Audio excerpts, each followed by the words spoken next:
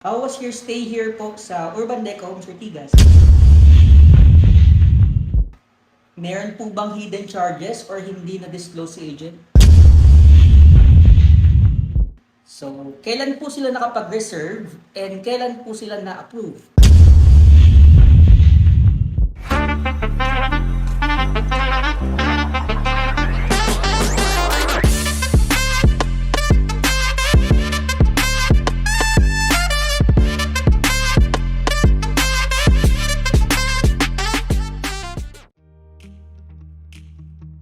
Hi clients! In this video po kasama ko yung client ko na magkapatid, si Ma'am Kat at si Sir Ian. Nag-avail po sila ng unit na magkatapat lang para magkalapit pa rin po sila.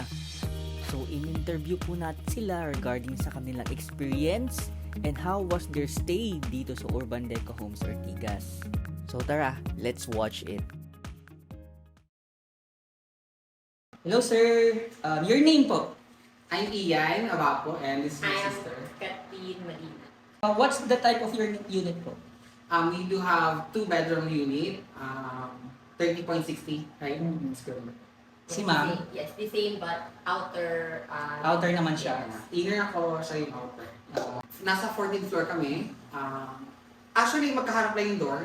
So it's good thing na like tatawid-tawid lang kami. Kasi, you know, typical family na yung if you need some help, so madaling isang tawid lang.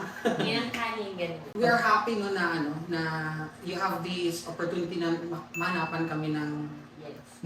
like kasi ang hindi namin sa'yo is magkatabi or magkaharap. So, eto sa mga options na present. So, kailan po sila nakapag-reserve and kailan po sila na-approve? So, nakapag-reserve kami. Sabay kami nag-reserve, no? So, December 22nd. So, actually, ako lang dapat yun, yung kukuha. And then I convinced her na, na kumuha din sa mobile. Kasi nga, it's a good investment. Kasi, as he mentioned, yung nag-inquire ako sa'yo na the venue, yung area ng DECA is like near schools, may malls, and then sooner or later, magbubukas ang DECA mo. So, ayun. So, sabi niya, kasi sabi ko naman sa kanya na, kung hindi ka na natitira dyan, pwede naman natin parentahan. So, like, doing a business. Aside sa mall and schools, meron ding malapit na hospitals. Pwedeng papuntang Cainta, pwedeng papuntang Eastwood, merong malapit. So, very convenient yung area. Kapag reserve po sila with complete requirements ng December 22, 2023, kailan po sila na-approve? Yung inner is na-approve siya ng January 26, tapos yung outer unit naman ay na-approve ng January 31. So, Tapos move in din agad yun. so 4 weeks lang ang approval po Yes. nila. So, how much po ang naging kanilang down payment? Yung down payment, like, nung pag-inquire pa lang, like, you are very transparent naman sa pagbigay ng information. So, 10K lang talaga yung nilabas namin. Yeah. At 20, actually, kasi that's two units. So, Meron po bang hidden charges or hindi na-disclose si agent? wala. Lahat na discuss. Yes. Like, Even the condo juice, yun. And kung ano yung sinabi ni agent, yun yung sinabi ni PM. oo nga, nagulat. Like, we have the information already prior to like they're asking na, oh, are you aware about this? Ganito, may mga condo use. Siyempre, discuss na prior bago pa kami na-interview ng ng pag-ibig. How was your stay here po sa Urban Deco Homes Ortigas? Ikaw muna. Ako so far, okay. Kung ano yung ina-expect ko, yun din. The community talaga siya, kumbaga. Yung parang ma-feel mo na safe ka sa, kung kunyari bababa ka sa may amenities area. Maganda siya na community. And katulad ko may anak ako. So, nakaka-build din siya ng, alam mo yun, condo siya, di ba pag sinasabi mo condo, nakakulong lang ng tao. But here, no, kasi pag lumalabas ka talagang nakakapag-meet ka ng mga other families din, may kids din. So, mas better to compare sa nire-rentahan namin before. Lagi po ba kayo nasa amenities ma'am paghapon? Yes, yung anak ko, gusto niya sa playground. Yes, sir. In addition na sa sinabi niyo is like, I agree dun sa, kasi nakikinig naman ako ng mga interviews, yung mga, like, you've been interviewing Slater Young, na it's not like, a place to live, but it's a place to Kabisado. Oh, may Kabisado. you know what, kasi nasabi ko yun, oo nga no, kasi pag sinabi natin condo, it's literal like patay, yung mostly, especially yung mga high-rise condo, is like, parang walang community. Though meron, the facilities are like good, exceptional, pero dito kasi is buhay na buhay. Like, it's literal community na kung ano yung nasa labas, nandito din sa loob eh. Like, we have 1.3 hectares na park. So, parang kung gusto mong magtakbo-takbo dyan, may mga bata, may mga, may playground, may court. Oh, yes, and meron pang lagoon. And ngayon, like they're putting ang daming mga bulaklak. How was the security? For the security, for me, it's very good kasi every building, may makikita ka mga guards. Hindi man sa, like, kasi etong building, may apat na area ng elevator. So, usually, di man pwedeng, lahat ng elevator may station na security guards. So, sa service elevator, meron talaga kasi service elevator yan. Every building, but meron ding mga security guards na roving. Even, I was also amazed dito sa yung free parking nila na for visitors na maximum of 3 hours. They are very strict. So parang, okay. So kailangan hindi ka lumagpas kasi alam mo marami ding pumapasok, marami ding may bisita yung iba. Like for them to cater all the visitors. So parang hanggang 3 hours lang. So pagpasok din dito, so far wala naman akong like marami kung saan nakakita ka ng guard. So you feel secure sa area. Yes, the same. Parang di mo, sa entrance ka lang dun sa pinakabungad, makikita mo hindi lang isa lang yung guard na nandun, as in madami sila. And then pagpasok mo, every building, aside from yung nakaupo nga dun sa area 1, may nakikita talaga tayong nagbabike, nagro-roving. So, alam mong safe. If your friend has 2.9 M in cash, will you recommend Urban Decon Sortigas? Yes. It's a good investment, actually. And 2.9 is not that, na bigger amount for 2 bedrooms.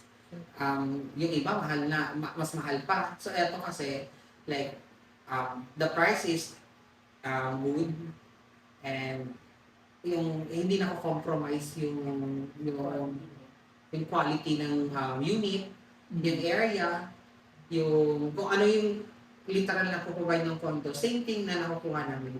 Kayo ma'am. So, yes, actually, inire-recommend ko na nga siya sa mga ka-work ko. Kasi syempre nababaltaan, hindi pa ka pala ganito. Oo, ang ganda din sa amin, baka gusto niyong kumuha. Kasi natutuwa nga naman talaga ako. Lalo na yung mga friends, ay mga ka-work ko na yung tawag nito, yung mga nagre-rent pa. Sabi ko, eto si Deca, meron silang, kumbaga, rent to own. Kumbaga, nagbabayad ka, pero at least sa'yo. So, it's very, very good investment talaga. Yeah, talking about recommendation, i-recommend ko talaga siya actually. You know what? Kasi I've been thinking before na, like, I'm not young anymore. So, for me, like, iniisip ko na, I should have my own properties. So, to those younger generation, invest ako. Actually, kasi nga, naisip ko, sayang yung mga pera ko dati. Eto pa na RFO. And yung cash out is 10K. Hindi naman ganun kabigat ng 10K. Kasi naman, compared to the others na 100,000, hindi mo naman, though kaya mong buuhin yun for, but ilang taon, ilang buwan pa bago mo mabuo. So, eto kasi like, 10K pag nung nilabas ng 10K, nasa same papers, and then na-approve. So, Yung you are living here na, yung parang yung design yung bayan mo na nagrenta. Kasi I've been renting for 6 years already sa dati. So parang, isip ko, ang laki na din pala ng nailabas yung pera no, sa nirarenta ko. Kasi nag-range na yun sa 10K yung monthly ko doon. So, almost kasi wala pa yun sa mga utilities. Konti na yung dadagdag. Akin, kung kukuha ko ng unit, magiging akin pa. So, yung parang nagdagdag na ako konti, the unit is mine. Nakapangalan na to sa akin talaga. How about Agent P1? Will you recommend him po? Of course. Yes. Ako makulit ako pag once na andyan na. Pag involved na ako mismo, like, kasi eager na din ako nun eh. Tapos, actually, you know what? Kung hindi ka nangungulit sa akin yung dati. Kasi parang hindi ko siya priority eh. Kasi yung priority ko para sa work, batas. Parang dinidiscuss ko din kasi sa kanya. So, go na ba natin to? So, I was thinking kasi, nung nakita ko yung video mo, na video ka na approve siya sa pag-ibig, 2 months. So, I was thinking na, 2 months pa naman, so hindi muna ako. Parang ganun ang thinking ko not knowing na meron palang like, ang bilis ma-approve na yung tinuro mo na kami dito na eto yung client ko na 1 week approval ang bilis. Sabi ko, parang na-challenge ako, parang gusto ko maging mas mabilis pa sa 1 week. 3 weeks actually, 3 weeks. Ayun, tapos nung na-approve nga, ako, di ba pangalan ko yung muna, happy ako. Tapos sabi niya, kamusta naman yun kasi we are discussing na unit ko, siya yung titira. Unit niya ako yung titira. Ako yung approve. Uy, kamusta naman yung sa'yo? Ako yung titira doon. Kaya kinukulitin kita. At saka at the same time, yung providing information, lahat binibigay mo. Declared naman lahat. Wala naman naiwan information. Oo, parang nung dumating kami doon sa mga other interviews ng parang wala lang, kasi na-discuss naman na to. Okay, kung mo na-discuss sila, do you have the idea na inulit na naman. Pero di ba hindi naman wala akong idea sa'yo eh, kasi siya nga yung nagsabi sa akin. So, nung na-meet kita, yung during sa site visit, parang na-amaze ako kasi hindi ka katulad ng ibang agent na alam mo yon yung target nila is just to have sales. Hindi yun yung, hindi ganun yung yung kung ba na-feel ko na, okay, ito is very willing to assist na makakuha talaga kami ng card. Kasi prior from this condo, nag-apply kami sa Cavite. Ang maganda kasi sa'yo, parang, ma'am, ito po yung mga ganun kasi. Kaya parang, okay. So, I know na yung binigyan ko ng trust na mag-process ng is sure akong may result. And isa pa to, sabi ko nga sa'yo, di ba dati na, ang galing ni Yuan, no? Kasi akala ko after na, like, the turnover of the unit, akala ko wala na. Ako, maganda si Yuan kasi nga may after sales. Kasi even after the turnover, I always ask questions sa'yo, di ba, na ano pong next day, ano bang punta tapos nagsasabi ka sa akin? Say follow up na sa ganito, punta kayo sa PMO, ganito, ano na yan,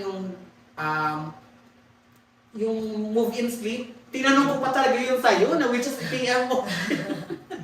Di ba, sabi ko, okay, maganda ito kasi may after sales. Tsaka ang dami kong friends na ngayon. Oo nga, even my friend, hindi ko nga alam. Eto, nagpapalaundry ako. Meron akong workmate sa Davao, pero nagulat ako na, nandito pala siya sa Deca din. Tapos, kung sabi ko, nagtanong siya anong building ako. Building Q, usually kay Yuan yan dyan. Ay, talaga? Okay, wala siya. Sino yun? Kilala, si Daniel. Sabi ko na, bakit agent mo din ba siya? Siya hindi, kasi same kami ng building, sabi niya. Building and... So, nagulat ako, okay. Kilala ka pala talaga. And, eto marami akong nakikitang nag-advertise din sa Facebook, yung way of marketing nyo, ikaw kasi very detailed. So you have like the effort of creating a video, showing the computation, showing ano pa ba yung mga videos mo. Basta ang dami yung videos sa YouTube. Actually, parang pinalo kita.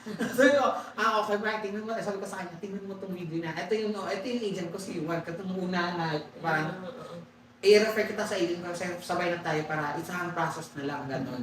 So, Kasi marami din ako nakikita, parang hindi ko, though ano naman, pero I don't know, bakit siguro, parang talaga sa'yo.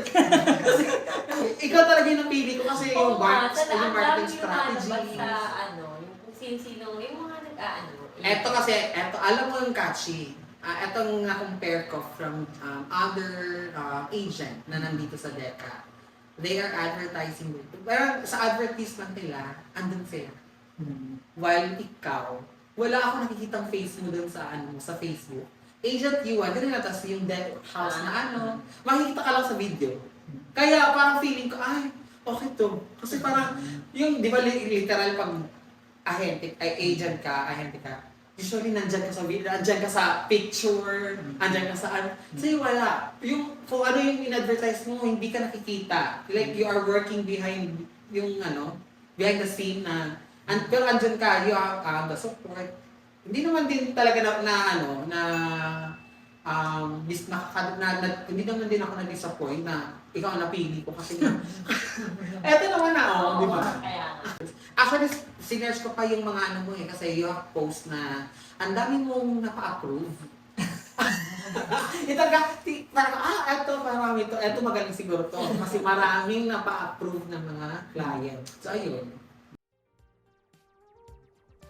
So if prefer nyo po magpaset ng site viewing dito sa Urban Deco Homes Ortigas, you may contact me po dyan sa aking Facebook, okay, kung saan nasa comment section and description yung link. Okay, you may also message or call me dyan sa number ko. So I hope to see you soon, clients. Thank you for watching. Bye!